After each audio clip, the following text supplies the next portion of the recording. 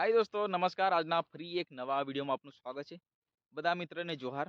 દોસ્તો, વાત કરીશું કે અત્યારે હોળીનો પર્વ અનેક સમાજમાં ઉજવાઈ રહ્યો છે અને હોળી માત્ર રંગ પૂરતો નહીં, પરંતુ વાત કરીએ તો આદિવાસી સમાજમાં આ હોળીનો તહેવાર સતત 5 દિવસ સુધી ઉજવવામાં આવતો હોય છે। કારણ કે આદિવાસી સમાજનું જે કલ્ચર છે એ આખા સમાજ કરતાં એક અલગ રીતના ઉભરી આવતું એક એમનું કલ્ચર અને એમના રિવાજો અન્ય સમાજ કરતાં અલગ રીતના દેખાઈ આવતા હોય છે। વાત કરીશું કે હોળીના સમયની અંદર જે આદિવાસી સમાજના લોકો ગેરૈયા બનીને એમની ગેરૈયાની ટીમ અલગ અલગ ગામમાં પરફોર્મન્સ કરતી હોય છે અને લોકોને ઉત્સાહિત કરતા હોય છે।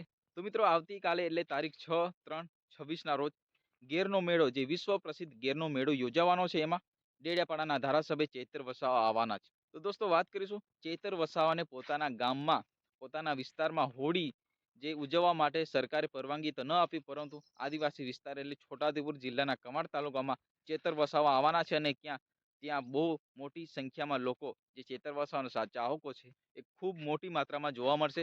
કારણ કે ચેતર વસાવા આદિવાસી વિસ્તારમાં, ખાસ કરીને ઉમરગામથી અંબાજી સુધી એમનો દબદબો ચાલી રહ્યો છે અત્યારે। કારણ કે ચેતર વસાવા જે આદિવાસી વિસ્તારમાં જેમની નામના ગણના થઈ રહી છે, કારણ કે ચેતર છે એ આદિવાસી સમાજને જ્યાં અન્યાય થતો હોય, જ્યાં ભ્રષ્ટાચાર થતો હોય, ત્યાં ચેતર વસાવા ઊભા થઈ જતા હોય છે અને આદિવાસી સમાજને ક્યાંક ને ક્યાંક ન્યાય અપાવવા સુધીનો એક જે જિમ્મેદારી ઉઠાવતા હોય છે। મિત્રો, ચેતર વસાવાને પોતાના વિસ્તારમાં હોળી ઉજવવા માટે સરકારે કોર્ટમાં એમને મંજૂરી માંગી, પરંતુ કોર્ટે એમની મંજૂરી ફગાવી। કારણ કે ચેતર વસાવા જે અગાઉના કેસમાં એમનો ઉપર જે એફઆઈઆર થઈ હતી અને ચેતર વસાવાને કોર્ટે આદેશ આપ્યો હતો કે 1 વર્ષ સુધી તમારા વિસ્તારમાં તમે નહીં જઈ શકો, એવી પ્રતિબંધ એના ઉપર લગાવી હતી।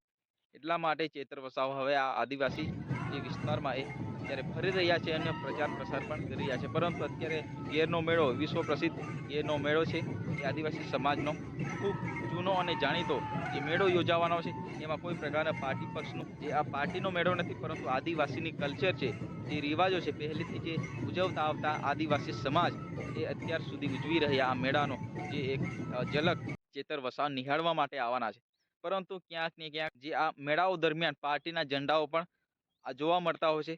તો મિત્રો, આપણે આપણા વિડીયોના માધ્યમથી બતાવીશું કે ભાઈ, આ જે આદિવાસીના જે મેળાઓ યોજાતા હોય છે, એમાં કોઈ પણ પાર્ટીના જે ઝંડાઓ તમે નહીં લઈ જઈ શકો, કારણ કે વિવાદ થઈ જતો હોય છે।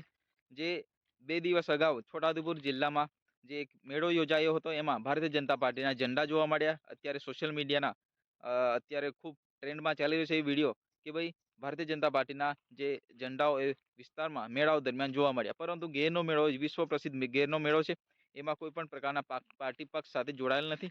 એ ખાલી આદિવાસીનો જે પહેલેથી ચાલતો આવ્યો આ મેળો અત્યાર સુધી ઉજવાઈ રહ્યો છે। તો મિત્રો, ચૈતર વસાવા જે ડેડિયાપાડાના ધારાસભ્ય આવતીકાલે કમાડ ખાતે આવવાના છે અને ત્યાં ખૂબ મોટી માત્રામાં ચેતર વસાવાના ચાહકો એ વિસ્તારમાં ભેગા થશે અને ક્યાંક ને ક્યાંક ચેતર વસાવાને ખૂબ રંગે ચંગે એમને નચાડશે અને આ તહેવારની ઉજવણી ખૂબ ધૂમધામથી થવાની છે।